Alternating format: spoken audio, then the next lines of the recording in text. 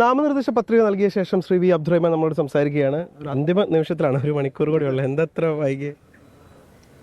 അതിൻ്റെ സമയമുണ്ടല്ലോ, 3 മണിക്കുള്ളിൽ കൊടുത്താൽ മതി. അതുകൊണ്ട് തന്നെ മറ്റൊന്നുമില്ല. ഇപ്പോൾ തിരൂരിലേക്ക് വന്നത് ഒരു വലിയ ദൗത്യവുമായിട്ടാണ്. അങ്ങനെ പറഞ്ഞു ഒരുപാട് വികസന ആ മേഖലയ്ക്ക് എത്തിക്കാൻ വേണ്ടിയിട്ടാണെന്ന്. ഇപ്പോൾ 2 ദിവസത്തെ ഈ പ്രചരണത്തിലൂടെ അങ്ങേക്ക് മനസ്സിലാക്കാൻ പറ്റിയിട്ടുള്ള കാര്യങ്ങൾ എന്തൊക്കെയാണ് വോട്ടർമാരൊക്കെ ആയിട്ട് സംസാരിക്കുമ്പോൾ? ഇപ്പോൾ തിരൂരിൽ ഒരു പരിചയപ്പെടുത്തലിൻ്റെ ആവശ്യമില്ല. എൻ്റെ സ്വന്തം നാടാണ്. അതുകൊണ്ട് തന്നെ അവർ വളരെ പ്രതീക്ഷയോടുകൂടിയാണ് എന്നെ സ്വീകരിച്ചിട്ടുള്ളത്. വോട്ടർമാരുടെ പ്രതീക്ഷ ഒരിക്കലും നമ്മൾ അസ്ഥാനത്താക്കില്ല.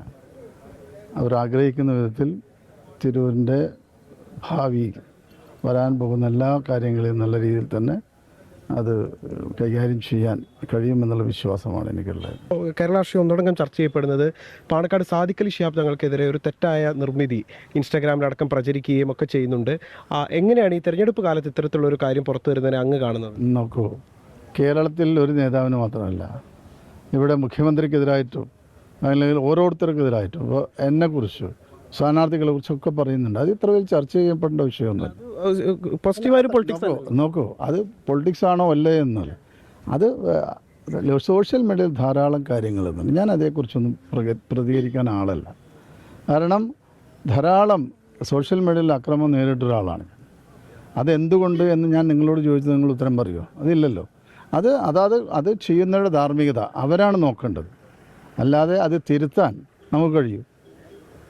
ഇപ്പോൾ ആരൊക്കെക്കുറിച്ചും കേരളത്തിൻ്റെ ഏറ്റവും പ്രിയപ്പെട്ട മുഖ്യമന്ത്രി ശ്രീ പിണറായി വിജയനെക്കുറിച്ച് എന്തെല്ലാം തരത്തിലെ മോശമായുള്ള പരാമർശങ്ങൾ കേരളത്തിൽ നടത്തിയിരുന്നു, ആരെങ്കിലും തിരുത്താൻ ശ്രമിച്ചിട്ടുണ്ട്? അപ്പോൾ ഇതെല്ലാം തന്നെ രാഷ്ട്രീയത്തിനാരും അതീതമല്ല. രാഷ്ട്രീയ പ്രവർത്തനമാകുമ്പോൾ വിമർശനങ്ങളുണ്ടാവും. അത് എല്ലാം തരത്തിലുണ്ടാവും, അതെല്ലാം ഉണ്ടാവും. പക്ഷേ അതിനെ വലിയൊരു കാര്യമായി കാണണം, അതിനെ വിട്ടുകളയണം. അതല്ലേ, ആരുടെ കയ്യിലാണ് ഇപ്പോൾ ഫോണുകളില്ലാത്തത്? കുട്ടികളെല്ലാം ഇതിൽ കളിച്ചുകൊണ്ടിരിക്കുകയല്ലേ. അപ്പോൾ ഇത് ഒരാളല്ലെങ്കിൽ മറ്റൊരാൾ, അവരിങ്ങനെ പ്രവർത്തിച്ചുകൊണ്ടിരിക്കും, ചെയ്തുകൊണ്ടിരിക്കും. അത് ആര് ചെയ്താലും അത്ര നല്ല കാര്യമാണെന്നുള്ള അഭിപ്രായമൊന്നും എനിക്കില്ല. അപ്പോൾ നാമനിർദ്ദേശ പത്രിക നൽകിയ ശേഷം ശ്രീ വി അബ്ദുറഹ്മാൻ സംസാരിക്കുകയായിരുന്നു.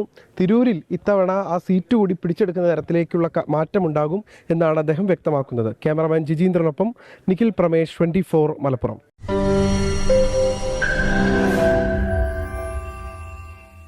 ലോകത്തെവിടെയായാലും ഏത് സമയത്തും 24 വാർത്തകളും ഓഗ്മെന്റഡ് റിയാലിറ്റി പാക്കേജുകളും എക്സ്പ്ലെയിനറുകളും വിശദമായി കാണാൻ ഞങ്ങളുടെ യൂട്യൂബ് ചാനൽ നിങ്ങൾക്ക് സബ്സ്ക്രൈബ് ചെയ്യാം.